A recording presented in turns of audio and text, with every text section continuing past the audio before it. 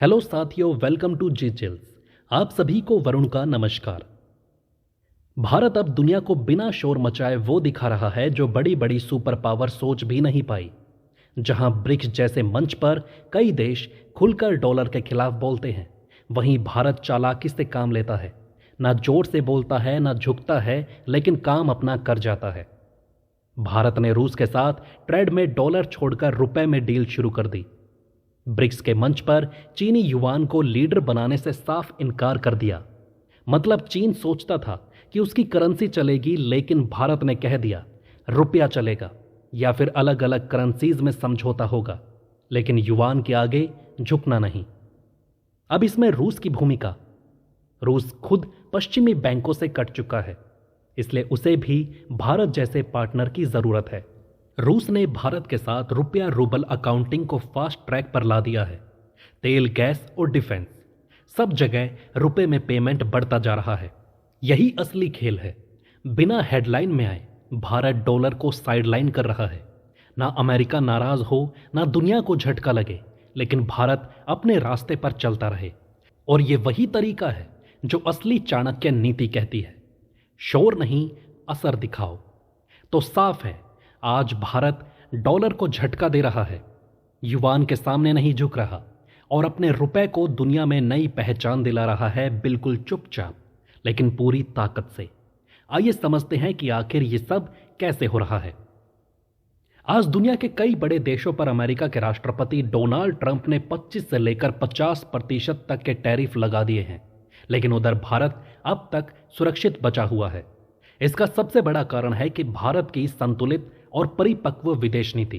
भारत ने ना तो अमेरिका के सामने पूरी तरह से झुकने का रवैया अपनाया और न ही रूस और चीन के दबाव में आकर ऐसे फैसले लिए जो उसकी दीर्घकालिक रणनीतिक स्वायत्तता को नुकसान पहुंचाए। खास बात तो यह है कि रूस और चीन ने ब्रिक्स के मंच पर भारत पर खुलकर दबाव बनाने की कोशिश की थी कि वो डॉलर को पूरी तरह से छोड़कर युआन में व्यापार अपनाए, लेकिन भारत ने साफ इनकार कर दिया। भारत का यह रुख केवल भावनाओं या राजनीति पर आधारित नहीं, बल्कि ठोस रणनीतिक सोच का परिणाम है। भारत जानता है कि आज अगर वो चीनी मुद्रा यानी युवान को वैश्विक मुद्रा के रूप में स्वीकार कर लेता है, तो कल यही युवान भारत के खिलाफ हथियार के रूप में इस्तेमाल हो सकता है। जिस तरह से अमेरिका डॉलर का प्रयोग करता है, ट्रंप कभी भी मित्र देशों पर आर्थिक दबाव बना सकता है। ठीक उसी तरह चीन भी अपने फायदे के लिए ऐसा कर सकता है।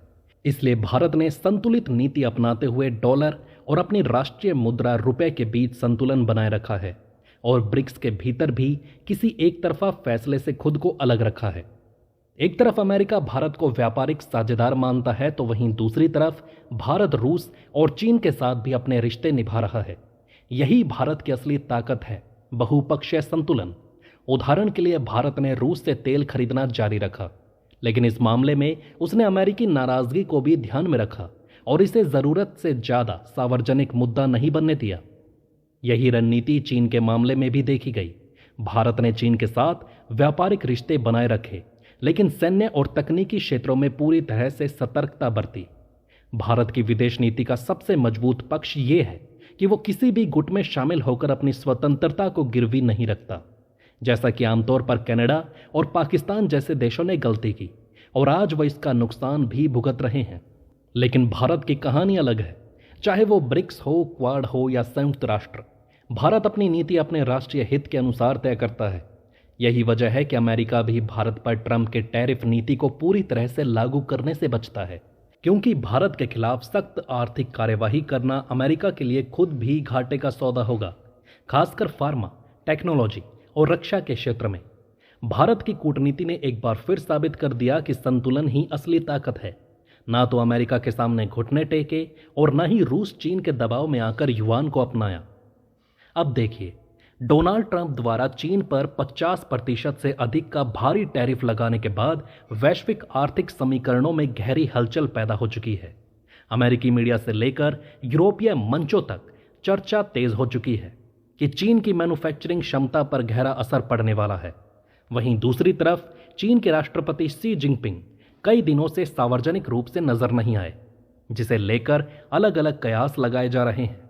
एक तरफ कहा जा रहा है कि ट्रंप के आर्थिक हमलों ने चीन में राजनीतिक अस्थिरता तक पैदा कर दी है। इस पूरी स्थिति में भारत के लिए ऐतिहासिक अवसर पैदा हुआ है, जहां एक तरफ चीन को लगातार एक के बाद एक अमेरिकी सजा मिल रही है, वहीं भारत को लेकर अमेरिका का रुख अपेक्षाकृत नरम बना हुआ है। भारत को लेकर अब तक ना कोई बड़ा टैरिफ लागू किया गया और ना ही कोई बड़ी आर्थिक कार्यवाही। हालांकि फिलहाल स्टील और एल्युमिनियम वाला केस अलग रखिए, धमकियां तो जरूर दी जा रही है, लेकिन भारत पर कोई वास्तविक प्रतिबंध नहीं लगाया गया। यह इस बात का संकेत है कि अमेरिका अब भारत को एशिया में चीन के विकल्प के रूप में तैयार करने की दिशा में गंभीर हो चुका है। भारत के लिए यह वही क्षण है जिसका सपना दशकों से देखा जा रहा था, एशिया में चीन से भी बड़ा वैश्विक शक्ति बनना। इसके लिए सबसे महत्वपूर्ण कदम यह होगा कि भारत न केवल अपने निर्यात को बढ़ाए, बल्कि अपने रुपए को भी वैश्विक स्तर पर स्थापित करने की दिशा में तेजी से काम करे। भारत अगर अपने रुपए को ब्रिक्स, गल्फ देशों और दक्षिण पूर्व एशिया में प्रमुख भुगतान मुद्रा के रूप में स्थापित कर पाता है, तो यह डॉलर के मुकाबले में एक बड़ी रणनीतिक उपलब्धि होगी। उदाहरण के लिए भारत पहले ही रूस के साथ रुपए में व्यापार कर रहा है। इसी तरह भारत को ब्रिक्स के नए सदस्य देशों ईरान, यूएई, सऊदी अरब जैसे देशों के साथ रुपए में ऊर्जा व्यापार को बढ़ावा देना चाहिए। अब आगे की रिपोर्ट आप विक्रम के साथ देखिए। धन्यवाद वरुण। सभी साथियों को विक्रम का नमस्कार। अब जरा समझिए कि कैसे भारत ब्रिक्स के अंदर डॉलर के खिलाफ बिना आवाज उठाए अपने रुपए को कैसे मजबूत कर रहा है। देखिए, ब्रिक्स समूह में डॉलर के दबदबे को कम करने की बहस अब अपने चरम पर है। रियो डी जेनेरियो में हाल ही में हुई बैठक में ब्रिक्स पे नामक डिजिटल पेमेंट प्लेटफॉर्म की रूपरेखा पेश की गई। इसके साथ ही लोकल करेंसी ट्रेड कॉरिडोर और क्रॉस बॉर्डर क्लियरिंग प्लेटफॉर्म जैसे बड़े प्रस्ताव भी रखे गए, लेकिन भारत ने यहां पर बड़ी चतुराई दिखाई। रूस और ब्राजील जहां डॉलर के खिलाफ तीखे बयान दे रहे थे, वहीं भारत ने स्पष्ट कर दिया कि वह किसी भी कीमत पर न डॉलर का पूरी तरह बहिष्कार करेगा और न ही युआन या किसी अन्य मुद्रा के आगे सरेंडर करेगा। इस तरह की हिम्मत दिखाने के लिए जिगर चाहिए। ऐसा करके भारत ने अमेरिका को बड़ी राहत दी है। इसका मतलब यह बिल्कुल भी नहीं है कि भारत अमेरिका के आगे झुक गया है, बल्कि अपने इंटरेस्ट को सबसे पहले देख रहा है। यह बात बिल्कुल साफ है कि अगर एशिया में भारत को ग्लोबल पावर बनना है तो हमें अमेरिका की जरूरत पड़ेगी। चीन हमें कभी आगे बढ़ने देगा नहीं। बॉर्डर पर चीन कैसे हमला कर चुका है आप सभी ने देखा है। हालांकि बाद में वह दोस्ती की रट लगाता है, लेकिन उस पर लंबे समय के लिए विश्वास नहीं किया जा सकता। अगर ब्रिक्स में बात होती रूसी करेंसी रूबल को आगे बढ़ाने की, तो फिर भारत इसमें ज्यादा आपत्ति नहीं दर्ज करता। लेकिन चीनी युआन को आगे बढ़ने देना यह भारत के लिए आगे चलकर घातक हो सकता है। चीन की करेंसी को बढ़ावा देने से अच्छा है कि डॉलर को विकल्प बने रहने देना। यही कारण है कि भारत के विदेश मंत्री एस जयशंकर और वित्त मंत्री निर्मला सीतारमण ने साफ कहा कि भारत ऐसे वैकल्पिक वित्तीय ढांचे का समर्थन करता है जो समावेशी हो, पारदर्शी हो और किसी भी एक देश के दबदबे में न हो।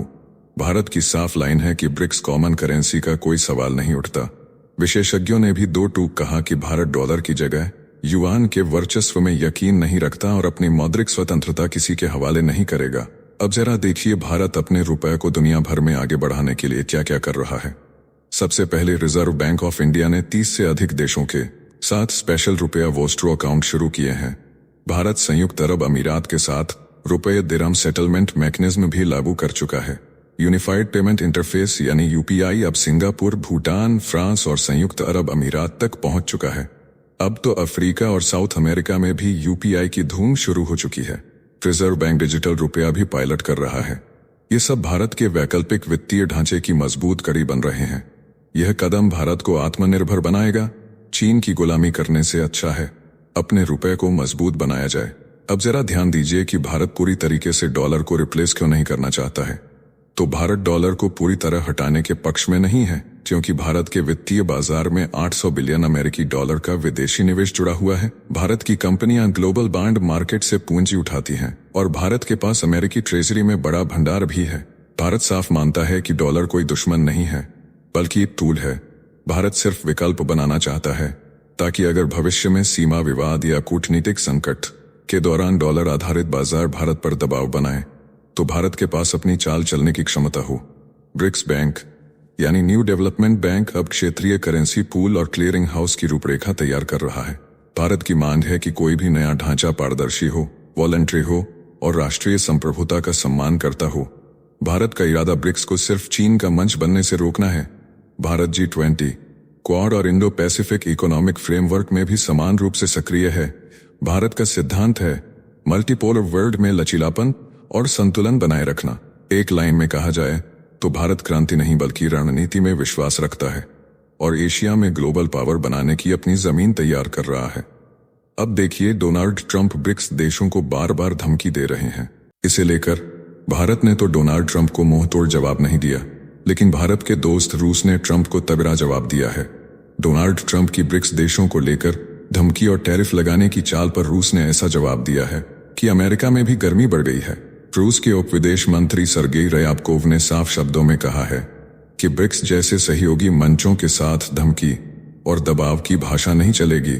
रूस ब्रिक्स देशों की स्वतंत्रता और सम्मान के साथ हमेशा खड़ा रहेगा। ये बयान ऐसे वक्त आया है जब ट्रंप ने ब्रिक्स समूह को लेकर 10% एक्स्ट्रा टैरिफ की धमकी दी थी और कहा था कि ब्रिक्स की नीतियां डॉलर को कमजोर करने के लिए बनाई गई हैं।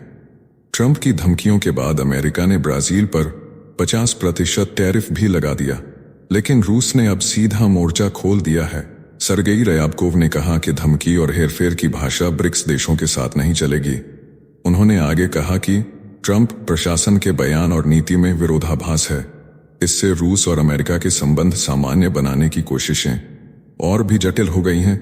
उन्होंने जोर देकर कहा कि रूस लगातार और मजबूती से अमेरिका के साथ संबंध सुधारने की कोशिश कर रहा है, लेकिन ट्रंप के बयान इस राह को मुश्किल बना रहे हैं।